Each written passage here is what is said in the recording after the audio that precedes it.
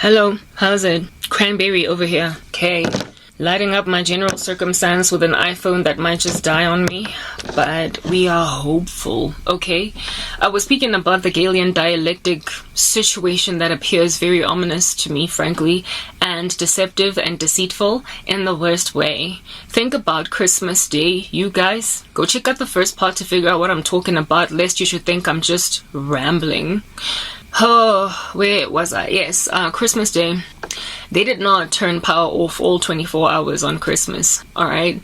Because it was Christmas, whatever, boohoo, okay? They were not supposed to turn power all day long on New Year's Eve, but they turned our power off, which was just really very ironic, at 10 for 2 hours. So we entered into the 5, 4, 3, 2, 1 in darkness. Nonetheless, people managed to celebrate anyway. They were not supposed to turn it off, but it got turned off anyway at midnight, right? They chose to just ransack us at midnight. At 10 to midnight, okay? To a couple of minutes after midnight. Alrighty, so if they claim that power plants can't deal, they can't handle, they're choking it up a storm and everything is dying, and that's why they have to keep on pretty much taking away our peace and our joy. They should not have been able to power us up for Christmas on some, we'll give you legroom today. I don't know, look, guys, this is just reasonable, rational thinking. Think about it this way. Imagine a person that is in hospital with terminal cancer. It is metastasizing at the rate of bullets, literally exiting the barrel of a gun. And this person has been given 3 days to live. And it is 3 days prior to Christmas, and it is pretty much determined that on Christmas Day, at the top of the hour, midday, she will perish, just based on the rate of this metastasizing cancer.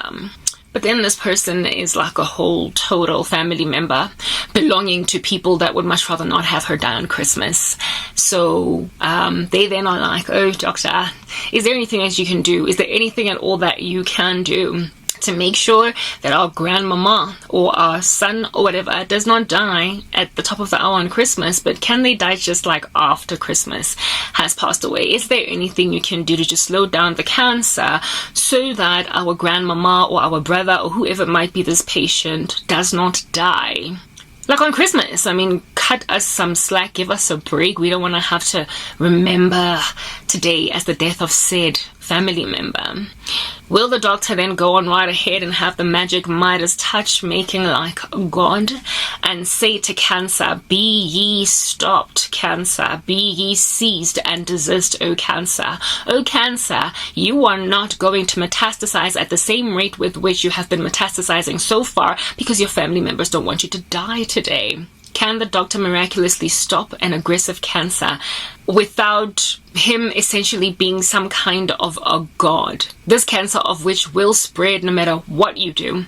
There have been all interventions embarked upon, allegedly, chemotherapy, all different kinds of treatments. There's nothing that can give this guy 5 more days. A day, couple of hours, just until midnight strikes, so that it's not the 26th and not the 25th of December. The cancer would likely kill this person, whether or not the family would much rather not have to have them die on Christmas, because the cancer is a cancer is a cancer is a cancer. Do you understand? And it is also spreading at a rate that it is spreading, and that it is spreading, that it is spreading, that it is spreading. And so there is literally nothing you can do about an inevitability of it just packing up at a certain time. If the body is sick in that way, it'll just die. You can't buy time in that regard if it's that terminal, that bad, that there's no other options around it. Well, apparently, allegedly, our power cut crisis in the country is so metastasized that it's like a cancer that every ounce of treatment has been embarked on. Literally, everything has been tried. They are acting like they have shaken every tree and looked under every table to fix the situation, such that in the absence of cutting off certain power supplies of certain people, there will be no ability for the grid to hold fort for everybody at the same time. So they have to just keep on cutting power. They're acting as if though these power plants cannot run 24 hours a day for everybody all at the same time, and yet they managed to do that on Christmas Day. They managed to do that on Christmas Day for all of, I I would like to say, if not Johannesburg, but our particular greater municipality, they gave us a break on Christmas precisely because it was Christmas. Everybody's lights were on 24 hours a day on Christmas. According to these randoms, our power plants should not be able to take that in their stride. There should be something that is off at any given moment, at any given time, because in the absence of them being off, things are just going to pack up, and yet they prosper to keep the lights on all of Christmas. Somebody is lying. Somebody is lying about the ability for our power grid to actually hold fort. Think also about how these power cuts also impend upon us. It has been ever so sudden, you guys. Think about the fact that we went from having 2-hour power cuts just once a day to all of a sudden, literally overnight, some random new stage called 6. They are claiming that they also need to increase more stages of load shedding to the stage 8 or whatever, like 20,000. And 79 to me is whatever stage they are in. Do you understand? Yeah, no. We went from having power comfortably at least for 20 to 22 hours a day to all of a sudden, like literally being nipped in the bud 8 of those hours without any discretion, like 8 to 10 of those hours with no discretion. How in the world under heaven does a gradually declining power plant system that's running the country's power just all of a sudden pack up overnight like that? While initially it looked like the impending metastasization of a cancer that is gradually eating away at said patient. Like literally we went from having 1 2-hour power cut perhaps 3 times a week to all of a sudden 3 to 4 2-hour power cuts, and then they went on and graduated that situation to one of the power cuts sometimes even being as long as 4 hours. They have manufactured a situation that was not there just day before, and it impended upon us ever so suddenly. It happened so quickly.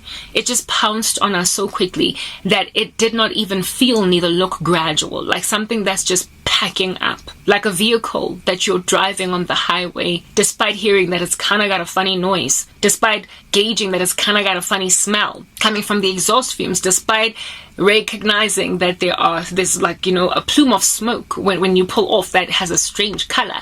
Despite the car doing all of those things, you're still driving it. I mean, you gotta anticipate, a reasonable man would indeed foresee that one day you're going to be driving with the screeching, smelly, funny plumes of smoke car on the highway, and it'll just stop. It's a gradual decline. There is that funny sound. Your brakes screech when you press on them. So of course, it's just going to pack up one day.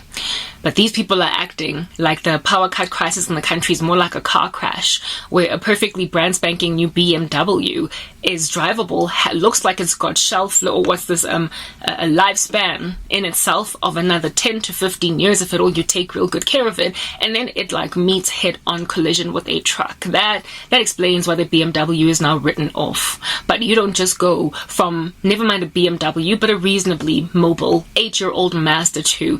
You don't just go from it driving la-di-da lackadaisically on the road with you having no issues at all to it all of a sudden just packing up with you having never had any issues with your petrol gauge, never having had any issues with your tires, never having had any issues. Literally, it never gave you any. The Grand Shop, just 2 days ago you took it for a service, and now it just went dead while it was driving smoothly just 2 seconds ago.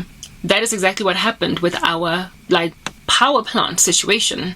They went from a car that's just moving swimmingly on the road to literally having the kind of write-off that would be tantamount to that of a head-on collision with a truck that would write a vehicle off entirely. Scrap it. Can't even use the parts. It's so damaged. We went from from one situation to the other overnight. What the heck?